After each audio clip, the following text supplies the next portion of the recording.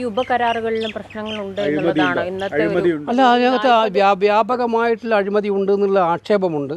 ഞാനിപ്പോൾ അഴിമതി ഉണ്ടെന്ന് ഇപ്പോൾ പരസ്യമായിട്ട് രേഖകളുടെ അടിസ്ഥാനത്തിൽ എനിക്ക് പറയാൻ പറ്റുള്ളൂ, PSC ചെയർമാൻ എന്ന നിലയിൽ. അപ്പോൾ അതുകൊണ്ടാണ് CNTG ഓഡിറ്റ് ചെയ്യട്ടെ നിങ്ങളെ പറഞ്ഞത്.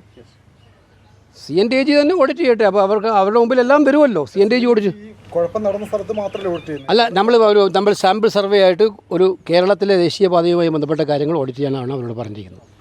പ്രാഥമികമായി തന്നെ എങ്ങനെയാണ് വിഷയത്തെ അവരെന്താ പറഞ്ഞത്?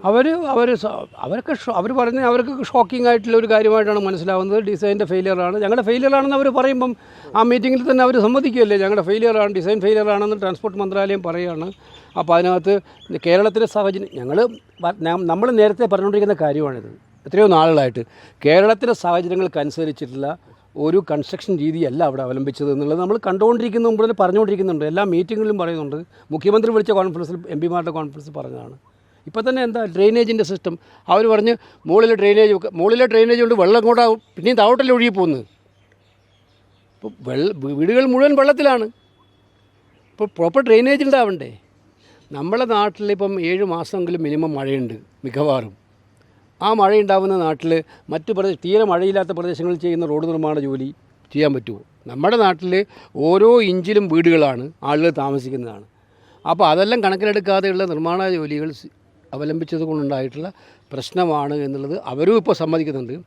ആവശ്യത്തിന് സ്റ്റേക്ക് ഹോൾഡേഴ്സിനോട് സംസാരിക്കണമെന്നേ. ഒരു റോഡ് ഉണ്ടാക്കുമ്പോൾ അവിടെ ഇപ്പം അവർ റോഡ് ഉണ്ടാക്കുമ്പോൾ ആ റോഡ് നിർമ്മാണങ്ങൾ അവിടത്തൊക്കെ റോഡ് നിർമ്മാണം നടത്തിക്കൊണ്ടിരിക്കുന്നവരുമായി സംസാരിക്കേണ്ടേ? ഇതൊരു മുകളിൽ ഏതോ ഒരു ഏജൻസി വന്നിട്ട് അവരാരോടും ഡിസ്കഷനില്ല, ഒരു മാറ്റത്തിനും അവർ തയ്യാറല്ല, അവരങ്ങ് ചെയ്യുകയാണ്. അത് മറ്റു സ്ഥലങ്ങളിൽ ചെയ്യുമ്പോൾ പ്രശ്നം ഉണ്ടാവില്ലോ എന്ന് എനിക്കറിയില്ല. പക്ഷേ കേരളം പോലുള്ള സ്റ്റേറ്റിൽ ഈ ഒരുപാട് സങ്കീർണതകളുടെ സ്ഥലത്ത് അത് പ്രശ്നമാണ്. അതുകൊണ്ട് വളരെ ജാഗ്രതയോടുകൂടി ഞങ്ങൾ പബ്ലിക് അക്കൗണ്ട്സ് കമ്മിറ്റി വരുംകാല പ്രവർത്തനങ്ങൾ നോക്കിക്കാണും. അതിനകത്ത് ഇത് കൃത്യമായി മോണിറ്റർ ചെയ്യാനാണ്.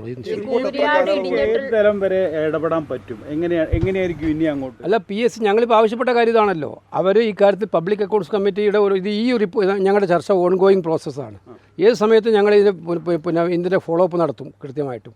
അവരോട് ആവശ്യപ്പെട്ടിരിക്കുന്നത് അവിടെ ഉണ്ടായത് എന്താണ്, സംഭവിച്ചത് എന്താണ്, അതിൻ്റെ ക്ലിയർ റിപ്പോർട്ട് എന്താണ്, അവർ കറക്റ്റീവ് മെഷർ എടുക്കാൻ പോകുന്നത്, അതിൻ്റേതായിട്ട് വിശദാംശങ്ങൾ, ഇതുമായി ബന്ധപ്പെട്ട കാര്യങ്ങളിൽ എന്താണ് ഒരു സാങ്കേതിക വിദഗ്ധരുടെ അടക്കമുള്ള അഭിപ്രായങ്ങൾ, ഇതൊക്കെയാണ് ആവശ്യപ്പെട്ടിരിക്കുന്നത്. ഇതോടൊപ്പം നേരത്തെ ഞാൻ സൂചിപ്പിച്ച പോലെ ഒരു പെർഫോമൻസ് ഓഡിറ്റ് നടത്താൻ CNTGയോട് പറഞ്ഞു.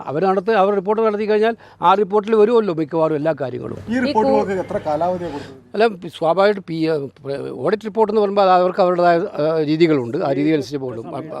പക്ഷേ ഇതിനകത്ത് വെച്ച് നമ്മൾ ഇവരുടെ NHAയുടെ റിപ്പോർട്ടിനകത്ത് വെച്ച് 3 ആഴ്ചകൾക്ക് തരാനാണ് നമ്മൾ അവരോട് ആവശ്യപ്പെട്ടിരിക്കുന്നത്. ഈ കൂരിയാട് തകർന്നിട്ടുള്ള ഈ 1 കിലോമീറ്റർ ഭാഗമുണ്ടല്ലോ, അത് പൂർണ്ണമായി നിർമ്മിക്കണം എന്നുള്ളൊരു കാര്യം തന്നെയാണ് ഇന്നത്തെ യോഗത്തിൽ. അല്ല, അത് തീർച്ചയായിട്ടും അങ്ങനെ, അല്ലാതെ ഇനി അതിനെക്കുറിച്ച് പറ്റില്ല. ഓരോ ദിവസവും ഓരോ ഭാഗം അടന്ന് വീഴുമ്പോൾ പിന്നെ ഏത് ഭാഗമാണ് നിങ്ങൾ നിലനിർത്തുക അവിടെ?